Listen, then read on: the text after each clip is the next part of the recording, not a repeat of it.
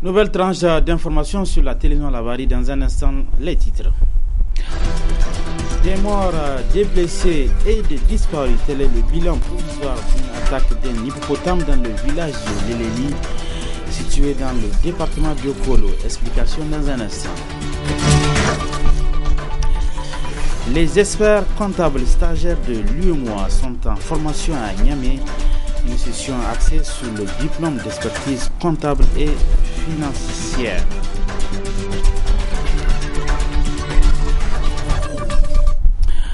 Mesdames, Messieurs, bonsoir et bienvenue à cette édition d'information que nous débutons par ce drame. Un hippopotame qui a semé la terreur ce matin dans le village de Leleli, c'est dans le département de Kolo. La cible était des élèves et des habitants sur une pirogue. Bilan provisoire des morts et des disparus. Notre équipe était sur le lieu du drame et le constat est signé Adam Soumana. C'est la tristesse qui se lit sur les visages des populations de Tilbi, Leleli et villages environnants suite au drame provoqué par un hippopotame solitaire sur une pirogue. Une attaque survenue dans les environs de 7h30 sur une pirogue transportant une dizaine d'écoliers, tous du collège franco-arabe de Liboré Malalé et 3 autres adultes dont le piroguier sorti indemne. On a eu 2 morts qui ont été repêchés, des malades. Parmi ceux qui ont pu être repêchés, il y a eu 2 ou 3 qui sont évacués à Niamey. Les 2 corps sont là, les autres corps n'ont pas été encore retrouvés. C'est pour ça qu'immédiatement j'ai appelé les autorités, la préfecture et les services de secours, notamment les sapeurs-pompiers et les services de l'environnement. Parce que l'hippopotame est encore là et connaissant l'habitude de ces pachydermes, quand ça attaque, ça commence à attaquer, ça veut dire que ça devient menaçant. Et quand c'est menaçant, il faut vite le neutraliser et le mettre hors d'état de nuire. Je lance un appel vibrant et urgent pour que dans les minutes ou les heures qui suivent, on puisse secourir ces populations parce que dans cette situation, on ne peut même pas se mettre à la recherche des corps. L'hippopotame étant là aux environs, il veille. Et de surcroît, c'est un jour de marché aujourd'hui. De surcroît, c'est un jour de marché. Vous comprenez le choc et la désolation des populations face à un tel drame. Une dizaine d'enfants, tous morts ou disparus dans le fleuve, c'est vraiment les populations, comme vous le constatez, tout le monde est sous le choc et dans l'émotion. Les faits parlent d'eux-mêmes. Il y a urgence à prendre les dispositions qui s'imposent pour que ce genre de drame ne se répète plus. La traversée de cette partie du fleuve, abritée par ces pachydermes en grand nombre dans cette zone, constitue un véritable danger pour les populations riveraines en général et les scolaires en particulier, qui sont obligés de faire la navette chaque jour, d'où cet appel du chef de village. Notre appel, c'est que les autorités nous viennent vraiment en aide, car la traversée du fleuve n'est souvent pas facile. Ici, si on peut créer un CEG à côté, ce serait bien, parce que c'est Dieu seul qui connaît la fin de ce problème. Même l'année passée, un enfant est mort quand le vent a fait chavirer une pirogue.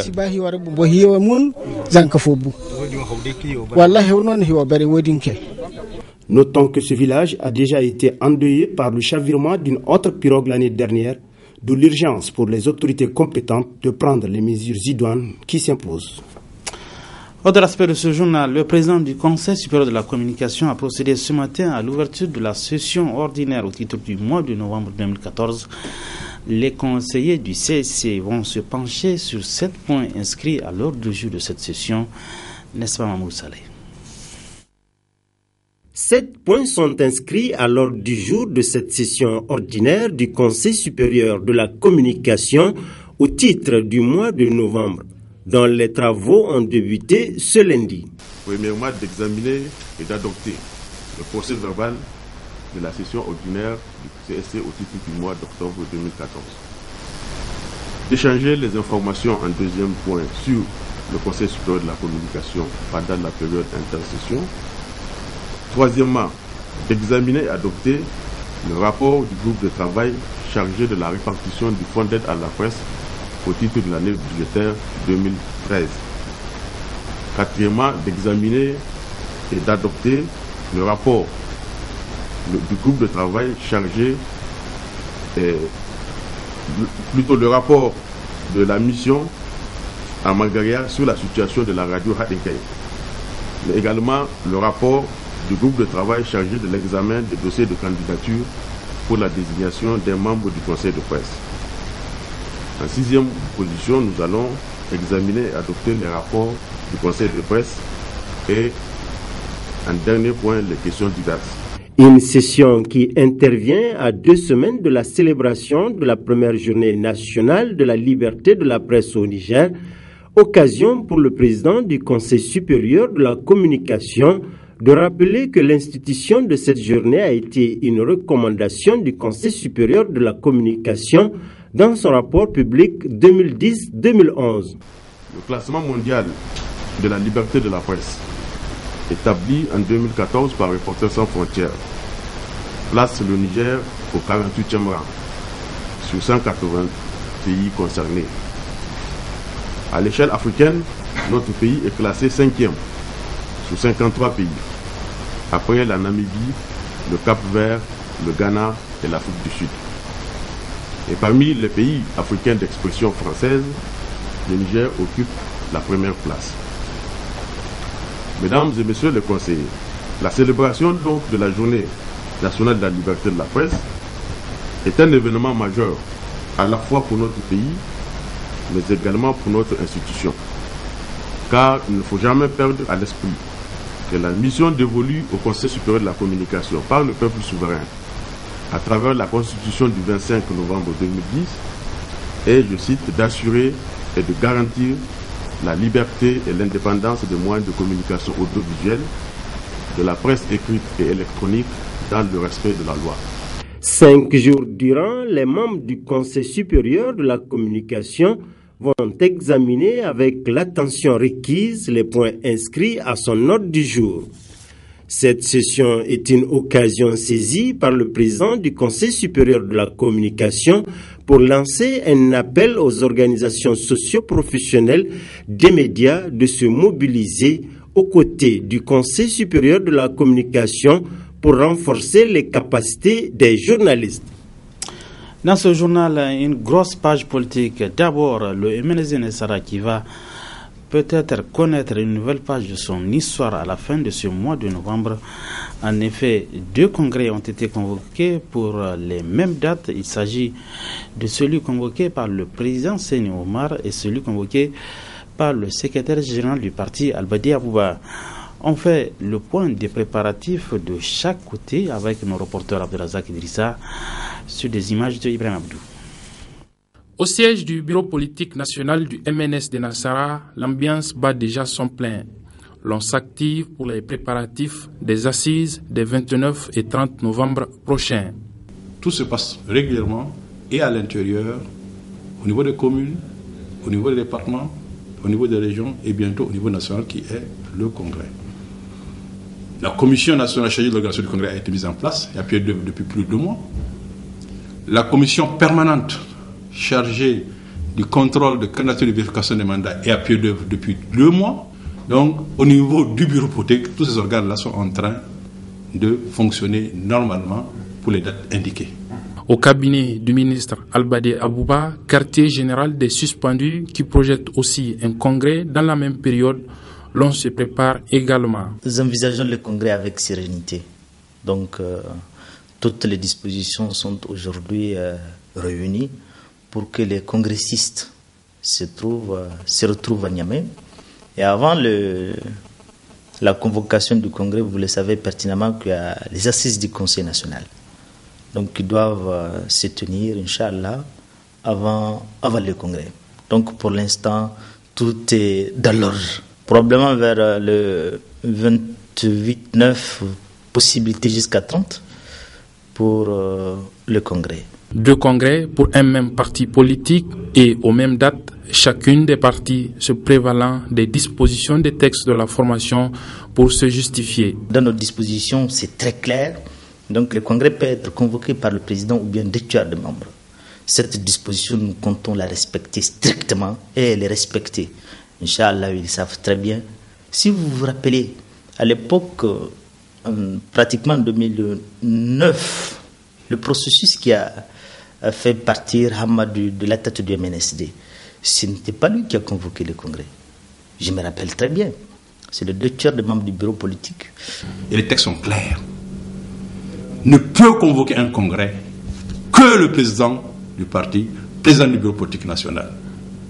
C'est le seul. Il n'est jamais dit nulle part ou son représentant ou son vice-président. À défaut, c'est les 2/3 des membres de l'organe. Ils n'ont pas le 2/3 du bureau politique. Parce que s'ils avaient le 2/3 du bureau politique depuis longtemps, ils auraient fait un congrès extraordinaire.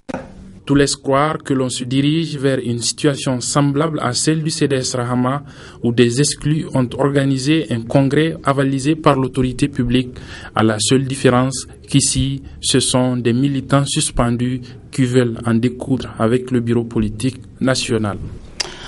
Pendant ce temps, la Convergence pour la République CPR Nganti de Kassoum Mokhtar installe ses structures de l'intérieur du pays. Le week-end écoulé à Maradi, ce fut un meeting géant et l'inauguration du siège national du CPR Nganti qui ont été organisés. Les temps forts dans ce reportage. Après l'Assemblée générale du CPR Nganti qui a réuni 250 délégués venus de 4 coins de la région de Maradi, ce fut une liesse populaire devant le tout nouveau siège du CPR Nganti. Un meeting populaire qui a drainé une marée humaine. S'adressant à ses militants, le président du CPR Nganti a livré un message dans lequel Kassoum Mokhtar a décliné la ligne de sa formation politique. Je demande encore d'apporter votre soutien au président de la République dans toutes ses actions de construction nationale. Pour ma part, je reste convaincu que personne n'a intérêt à ce que le chef de l'État, à ce que le président de la République échoue. Car cet échec serait l'échec de la République. Or, une République n'échoue pas. Au moins, ce ne doit pas échouer. Telle est ma conviction.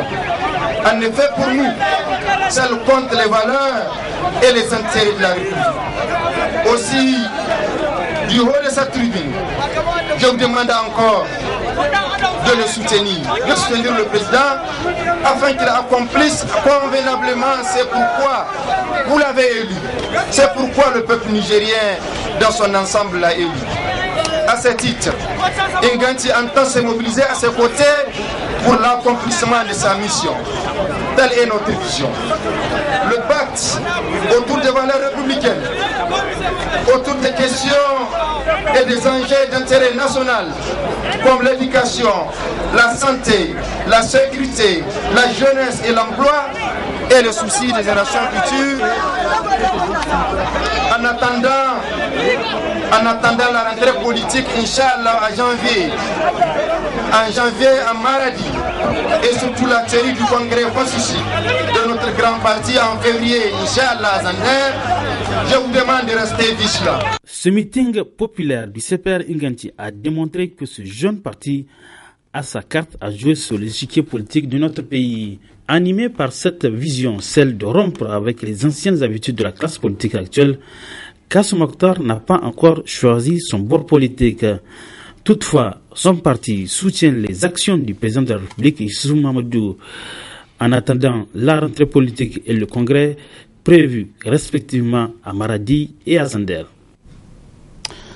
Retour à Niamey où les leaders du parti Lumana Africa qui soutiennent le programme de la renaissance du Niger étaient en réunion hier à l'hôtel Sahel. Une rencontre qui s'est apaisantie sur la vie du parti et le soutien que ce parti va continuer d'apporter aux actions du président de la République, Issoufou Mahamadou. Le compte rendu avec Michel Légy. C'est une réunion qui a regroupé des membres du gouvernement, des députés nationaux et d'autres leaders et personnalités qui partagent les valeurs incarnées par le secrétaire général du parti, le ministre d'État Omar Hamidou Tchana. C'est une réunion vraiment d'échange avec tous ceux qui ont adhéré justement à l'Oumana, mouvance donc de la République du Niger. Lumana El Ladan Tchana qui soutient le programme de renaissance, le programme du président de la République. Alors nous sommes réunis pour échanger, pour faire comprendre à nos camarades que nous sommes là, dans le cadre justement de l'esprit que nous avons mis en place, l'esprit du groupe. Et le groupe est présidé par le ministre d'État Ladan Tchana. Donc jusqu'au jour du verdict, le 6 novembre, Inch'Allah, nous allons rester unis, nous allons travailler ensemble. Et puis bon, à partir du 26, donc, nous aurons notre décision à prendre. Est-ce que vous avez l'habitude de tenir des rencontres de ce genre? Ah oui, nous avons l'habitude de tenir des rencontres de ce genre. La preuve, vous avez vu, comme nous avons des dates qui sont programmées pour ces réunions, nous avons nos camarades de Maradi, de Zander, de Tawa, Abalak Falmay, qui sont venus vraiment nous soutenir. Nous avons l'habitude de tenir ces genres de réunions.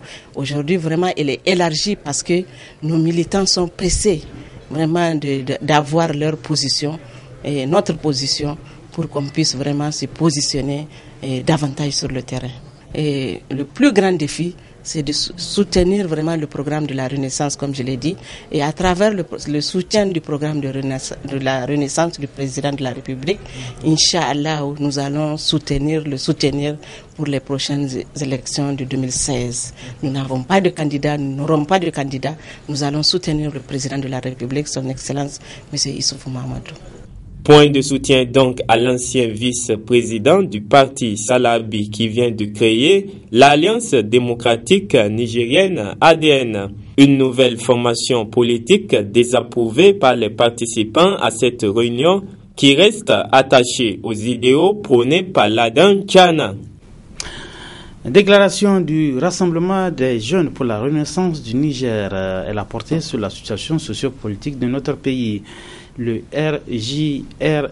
RJRN demande au président de la République, entre autres, la réduction des conseillers à la présidence, à la primature et à l'Assemblée nationale. Le RJRN salue le courage et l'amour du peuple qu'incarne le président de la République en étant en contact permanent avec la population malgré son calendrier très surchargé.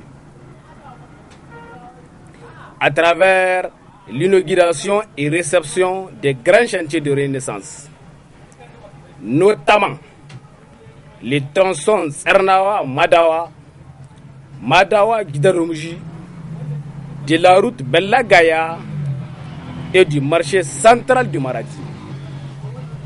Le RJRN félicite et encourage le président de la République pour tous ses efforts en faveur de l'éducation, notamment la réussite de la rentrée scolaire 2014-2015, à travers la mise à disposition des fournitures scolaires en quantité et en qualité sur toute l'étendue du territoire national.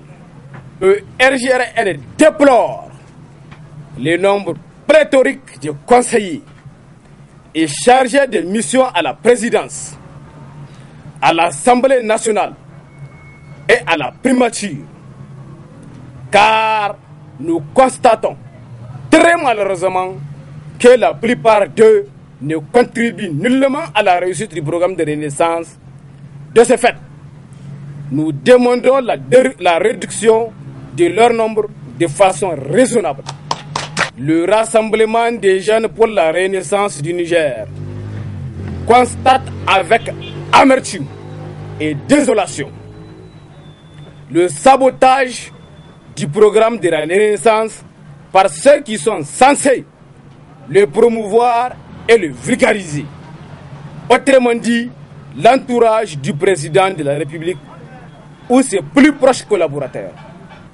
De ce fait, plus que jamais engagé à suivre de près l'évolution du programme sur la base duquel le président de la République a été élu. Le Ben RJRN rappelle le président de la République, chef de l'État, et le Premier ministre, chef du gouvernement, d'avoir un œil regardant sur les attitudes et comportements de leurs entourages qui ne font que saboter, voire freiner la pleine réussite de ce fameux programme. 8. Suite aux différentes sorties médiatiques de l'ARDR et de la MRN, le RJRN est profondément attaché à l'unité, à la stabilité sociale et au développement économique et social de notre pays, lance un vibrant appel à l'ARDR et à la MRN de faire preuve de retenue et de privilégier le dialogue dans l'intérêt supérieur de la nation. Enfin, le RJRN réaffirme son soutien indéfectible et sans réserve au promoteur du programme de Renaissance, son Excellence Issoufou Mahamadou, et met en garde tous ceux qui saboteraient le programme et quel que soit leur bord. Autre aspect de ce journal, le cursus conduisant à l'obtention du diplôme d'expertise comptable et financière d'ECOFI. C'est à cet exercice qu'effectuent les experts comptables stagiaires de la zone UMOA. La formation a débuté ce matin en présence de plusieurs invités. Et c'était en présence également de notre reporter Nasser Dantouf. Ils sont 63 experts comptables stagiaires de la zone IMOA qui seront outillés à travers cette série de formations tournantes dans les pays membres. 3 thèmes fondamentaux, à savoir la réforme du SISCOA, la conception, suivi et évaluation des projets et l'audit des assurances, constitueront les sujets d'échange entre les professionnels comptables expérimentés et les futurs experts comptables. Dans le souci de combler les vides par rapport à l'intérêt de notre profession, nous n'avons pas de 3e cycle qui puisse permettre directement d'avoir des professionnels comptables. L'UMOA a donc mis en place depuis 2000 un système de SCOGEF d'abord et ensuite de DECOFI que vous êtes en train de suivre et qui aujourd'hui a donné un certain nombre de résultats. Nous pouvons donc dire que ce cursus organisé par le CPBC avec l'appui de la Commission régionale pour la formation de la CREFET, avec l'appui économique, financier et même logistique de l'UMOA, permet de réaliser ces différentes rencontres qui rentrent dans le cadre de l'organisation de ce diplôme. Nous pouvons donc dire que nous souhaitons beaucoup de succès à ces différentes opérations qui accompagnent notre cursus de formation. Et pour dire donc que, chers pratiquants, futurs experts comptables, comme vous le savez, le cursus de COFI comprend 4 étapes. Le stage professionnel est donc un des éléments, et c'est celui que vous êtes en train de réaliser actuellement. La profession comptable joue un rôle central dans le développement d'une nation, a laissé entendre le secrétaire général adjoint du ministère des Finances. La profession comptable joue un rôle central dans le développement d'une nation, lequel développement est fondé sur l'échange et l'investissement. Ce sont les professionnels comptables qui produisent et certifient les informations financières sans lesquelles il ne peut y avoir la confiance en matière de décision d'investissement pour la relance de l'économie. En d'autres termes, le crédit des entreprises et leur capacité à drainer des capitaux n'existent que si les comptes qu'elles publient sont crédibles. Seul le professionnel comptable peut donner cette garantie. L'insuffisance des professionnels comptables en qualité et en quantité suffisante dans la sous-région, accentuée par l'absence d'une institution de formation de 3e cycle en comptabilité dans la zone UMOA, conduit l'institution à instituer un système coordonné de formation, d'examen et de stage professionnel conduisant à l'obtention du diplôme d'expertise comptable et financière d'ECOFI commun aux États de la sous-région à travers le règlement numéro 12-2000 CM-UMOA du 22 novembre 2000. Il s'agit en réalité d'un ensemble de dispositifs permettant de former des professionnels comptables de haut niveau et de qualité en référence aux standards internationaux en la matière. Cette série de formations, qui durera 5 jours, s'inscrit dans le cadre du cursus conduisant à l'obtention du diplôme d'expertise comptable et financière d'ECOFI de l'IMOA. Aujourd'hui, 17 novembre, c'est la journée mondiale des enfants prématurés, une journée mise à profit pour mettre l'accent sur la sensibilisation afin de prévenir la prématurité et la prise en charge des familles. Le reportage est signé Asmal China.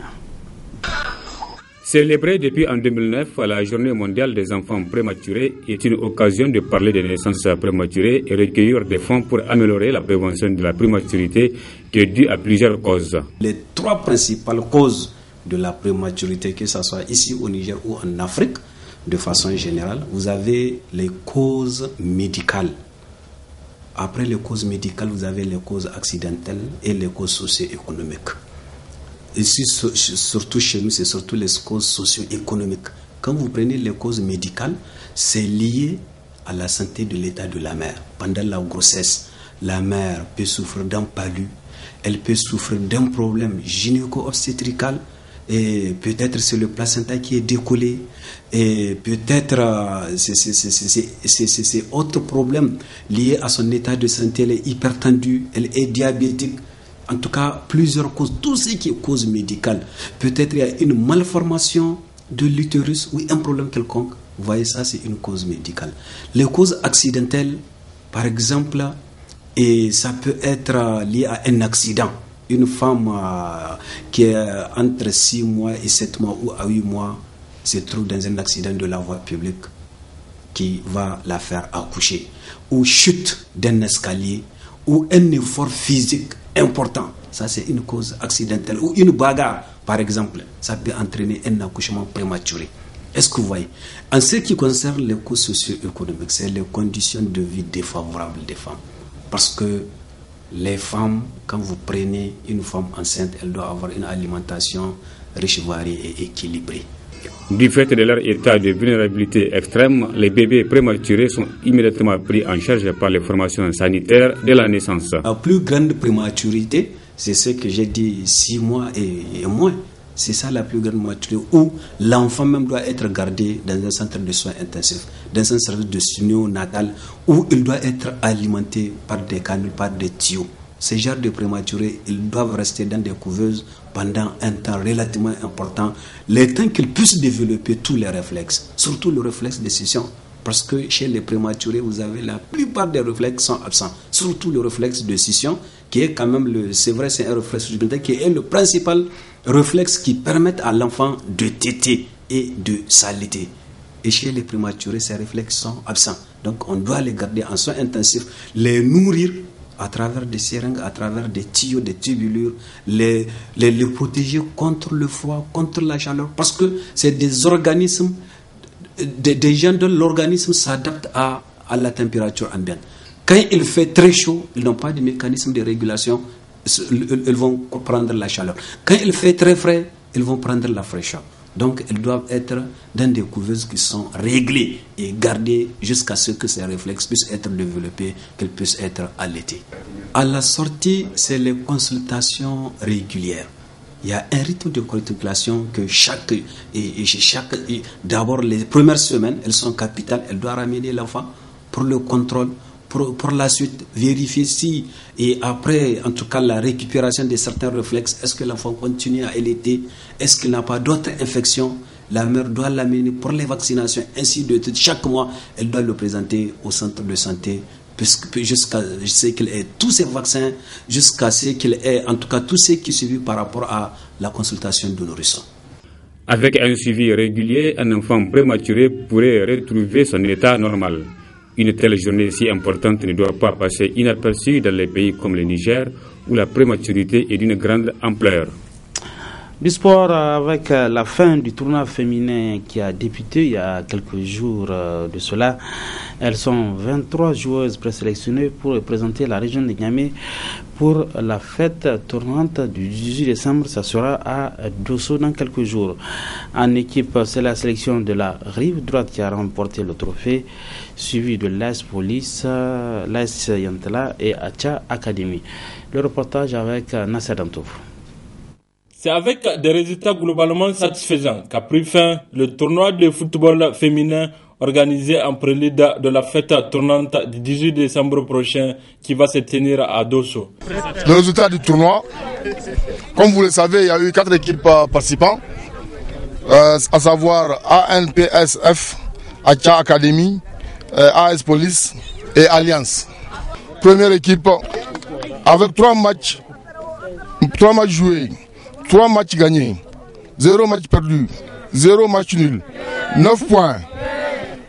But marqué 6. But encaissé 1. Goal différentiel plus 5. Alliance avec 3 matchs joués, 1 match gagné, 2 matchs perdus, 1 match nul, 3 points avec 4 buts marqués, 5 buts encaissés, 1 goal différentiel de moins 1. C'est ANPSF. Un tournoi organisé à la grande satisfaction des organisateurs. Si vous vous rappelez, depuis que l'arrivée du CTR de la région de Niamey, nous avons tenté de faire des compétitions, des grandes compétitions. Nous avons gagné la coupe RTL Jeune Talent à son arrivée, Dieu merci. Et cette année aussi, Inch'Allah, nous irons à Dosso pour la fête tournante. Et Inch'Allah, nous allons aller prendre cette coupe.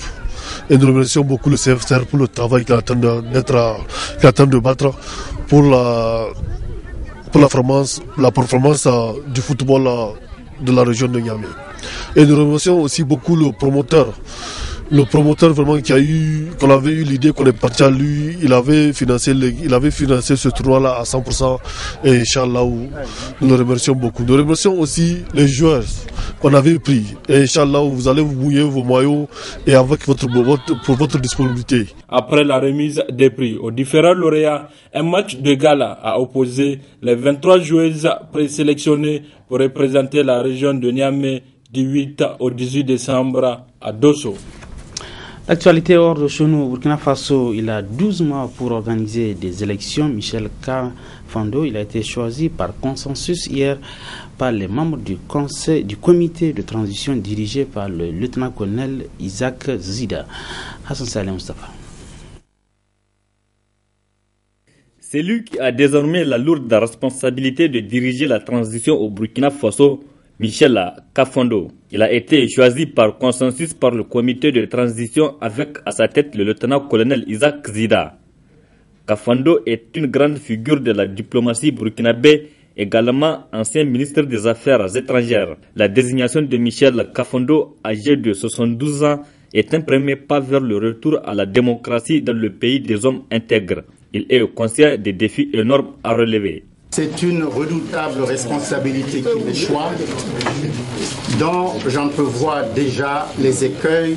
Il y va de notre crédibilité, il y va surtout de l'avenir de notre cher pays, qui après ces journées terribles a besoin de se redonner confiance en vue de mettre le cap sur l'avenir. Michel Kafando, qui sera confirmé par la Cour constitutionnelle, a 12 mois pour organiser des élections libres, transparentes et crédibles. Les objectifs du président de transition du Burkina Faso sont entre autres bâtir ensemble une nouvelle société, une société démocratique par la justice, la tolérance et l'union des cœurs. Le choix de Michel Kafando doit rassurer la communauté internationale qui a un œil regardant sur le Burkina Faso depuis la démission du président Blaise Compaoré le 31 octobre dernier, suite à un soulèvement populaire pour dire non à la tentative de modification de la Constitution pour briguer un nouveau mandat après 27 ans au pouvoir. Fin de cette édition d'information. Merci à vous de l'avoir suivi. Restez toujours en compagnie du programme de la télévision Labari. Bonsoir.